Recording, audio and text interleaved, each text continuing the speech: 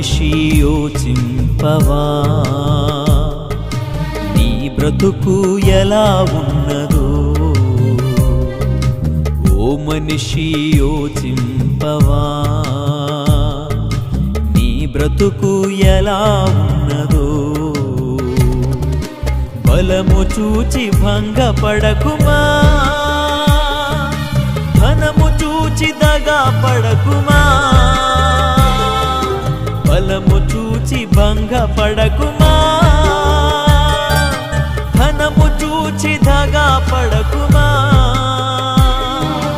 ఆ రోజు శ్రమ నుండి తప్పించే నాదుడు లేడు